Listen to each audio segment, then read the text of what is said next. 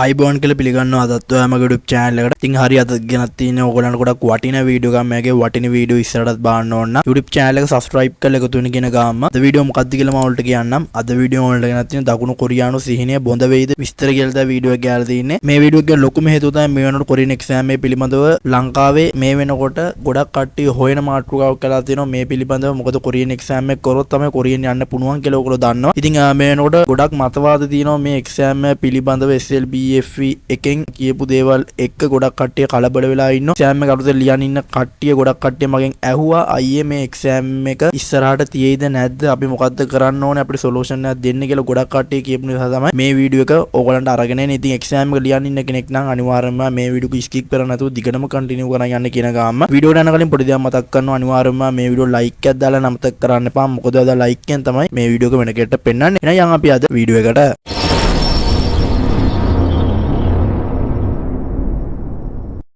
ඉතින් මේ වෙනකොට කොරියන් exam එක පිළිබඳව ලංකාවේ තියෙන සිටුේෂන් එක මම පොඩ්ඩක් ඔයගොල්ලන්ට පැහැදිලි කරන්න. ඉතින් ඔයගොල්ලෝ දන්නවා දැන් සතියකට උඩදී SLBFE එකේ සභාපතිතුමාව ඉන්ටර්විව් එකක් කරා. ඒ ඉන්ටර්විව් එකේදී සභාපතිතුමා කියන්නේ මොකද්ද? මේ වෙනකොට කොරියාවේ වෙබ් එක පොඩ්ඩක් වැඩි වෙලා තියෙනවා. මේ වෙබ් එක වැඩි වීම නිසා 2025 කොරියන් exam එක පොඩ්ඩක් කල්ලන්න පුළුවන් කියලා තමයි SLBFE එකේ සභාපතිතුමා ඒ ඉන්ටර්විව් එකේදී කියන්නේ. ඉතින් ඒක වැරදියට තේරුම් අරගෙන ගොඩක් කට්ටිය මම දැක්ක සෝෂල් මීඩියා වල දාලා තිබා 2025 exam එකක් නැහැ. මේ 2025 exam එක 2026ට යනවා 27ට යනවා කියලා ගොඩක් කට්ටිය මම දැක ෂෙයා කරලා තිබ්බා. ඉතින් ඒ සියලුම දේවල් ෆේක් නිවුස් කියන්න ඕනේ මේ වීඩියෝ එක මුලදී. මොකද මොනම හේතුවක් මතවත් SLBFE එකේ සභාපතිතුමා ඒ ඉන්ටර්විව් එකේදී කියන්නේ 2025 exam එකක් නැහැ කියලා. මොකද එයා කියන්නේ 2025 exam එක කල්යන්න පුළුවන් කියලා මේ වෙබ් එකේ ඉන්න කට්ටියත් එක්ක. මොකද මේ වෙබ් එකේ ගොඩක් කට්ටිය ඉන්න නිසා මේ exam එක පොඩ්ඩක් කල්යන්න පුළුවන් කියලා තමයි කිව්වේ. එතනදී එයා කිව්වේ නැහැ මේ exam එක 2026ට යනවා මේ 2027ට යනවා. ඔහොම දේවල් කිව්වේ නැහැ. ගොඩක් කට්ටිය මගෙන් අහලා තිබ්බා අයියේ කොරියන් exam එක කරන්න එපා කියනවා මේ වෙනකොට ගොඩක් කට්ටිය අපිට. ඒක නිසා අපි මොකද්ද කරන්න කියලා ඔයගොල්ලන්ට මට කියන්න තියෙන්නේ වෙන අයගේ කතා අහලා ඔයා කරන වැඩේ නැවැත්තුවා. ඉතින් මේ කොරියන් exam එක විතරක් නෙමෙයි මොනම දෙයක් ඕගොල්ලෝ කරන්න ගත්තට පස්සේ නොයෙකුත් පිරිස ඕගොල්ලන්ට එක එක දේවල් කියනවා. ඉතින් ඒ දේවල් අහලා ඔයාගේ ගමන යන එක නැවැත්තුවා. ඕගොල්ලන්ට හැමදාම ඉන්න වෙන්නේ එකම තැන කියලා මම මේ වීඩියෝ එකේ මුලදී ඕගොල්ලන්ට කියනවා. ඕගොල්ලන්ට කියන්නම් මේ වෙනකොට කොරියන් exam එක ලියලා විභාගේ පාස් වෙලා වෙබ් එකේ කොච්චර ප්‍රමාණයක් මේ වෙනකොට ඉන්නවද කියලා එක් අංශ වලින්. ඉතින් මේ වෙනකොට වෙබ් එකේ නිෂ්පාදන අංශයෙන් 6299ක් ඉන්නවා. දීවරංශයෙන් 967 දෙනෙක් ඉන්නවා. දිගිරීම් අංශයෙන් 113ක් ඉන්නවා. නැවතනීම් අංශයෙන් 1398ක් ඉන්නවා. වෙල්ඩින් වලින් දෙන්නෙක් ඉන්නවා. සේවා 1-2 අංශ වලින් 2523ක් ඉන්නවා. ඉතින් සියලුම අංශ වලින් ඔයගොල්ලන්ට මම පැහැදිලිවම දාලා තියෙනවා වෙබ් එකේ මේ වෙනකොට කී දෙනෙක් ඉන්නවද කියලා. ඉතින් ඔයගොල්ලන්ට කියන්න ඕන වැදගත්ම කාරණා ටිකක් තියෙනවා මේ වීඩියෝ එකේදී. SLBFE එකේ ඉන්ටර්විව් එකේදී කියපු දේවල් වැරදියට අරගෙන ගොඩක් කට්ටිය ෂෙයා කරලා තිබ්බා. ගොඩක් කට්ටිය ෆේක් නිවුස් තමයි රිලීස් කරගෙන තිබ්බේ. ඉතින් මේ ෆේක් නිවුස් වලින් ගොඩක් කට්ටිය අරගෙන තිබ්බ දෙයක් තමයි කොරියාවට ඉස්සරහට යන්න බෑ කොරියන් exam එක කරලා වැඩක් නැහැ. මේ වෙනකොට වෙබ් එකේ මේ වගේ ප්‍රමාණයක් ඉන්නවා නම්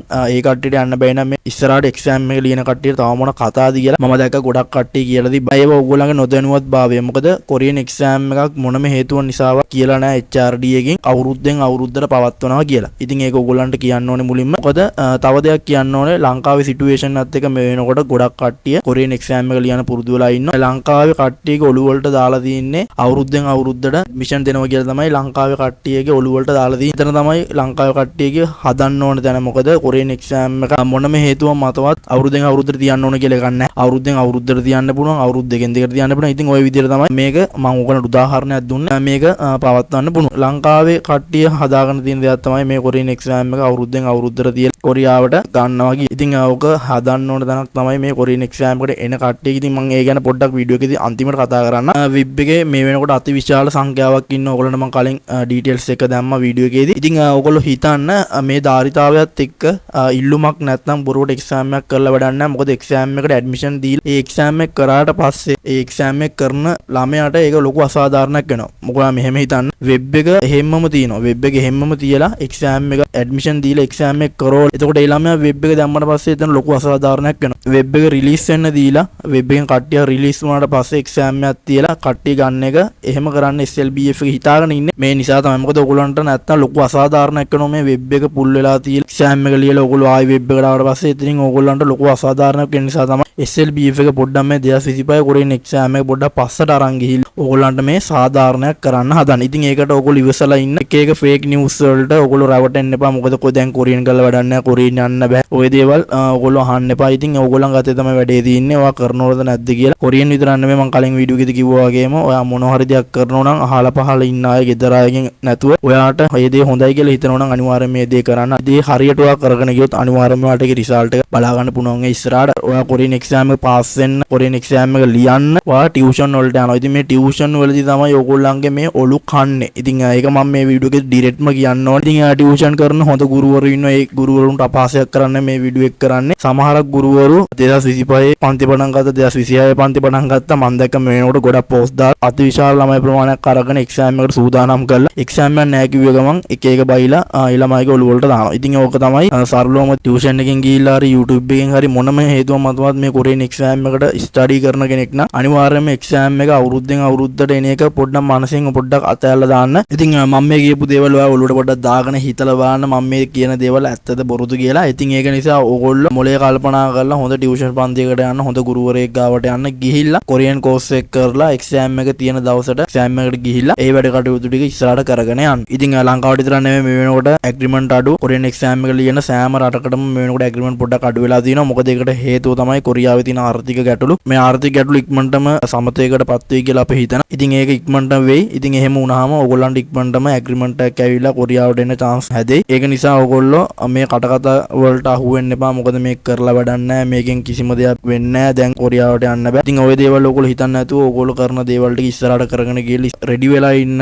ඇඩ්මිෂන් කෝල් කරපු ගමන් එක්සෑම් එකට දාලා ඇඩ්මිෂන් එක අරගෙන කොරියන් එක්සෑම් එක ලියලා පාස් වෙලා කොරියාවට එන්න. ඉතින් ওই ටික තමයි මට ඕගොල්ලන්ට කියන්න තියෙන්නේ මේ වීඩියෝ එකේදී. මේ වීඩියෝ එක මොනවා හරි දෙයක් ගත්තා නම් අනිවාර්යයෙන්ම මේ වීඩියෝ ලයික් එකක් දාලා නමතක් කරන්න එපා. මේ වගේ වීඩියෝස් ඉස්සරහටත් බලන්න ඕන නම් YouTube channel එක subscribe කරලා YouTube channel එකත් එක්ක එකතු වෙලා ඉන්න කියන ගාම අදට වීඩියෝ එක ඉවර කරන හැමෝටම බුදු සරණයි. හිණනුන් වැඩ කරන මගෙන් ඔක්කොටම තුරන්න හරියන්න ඕනේ.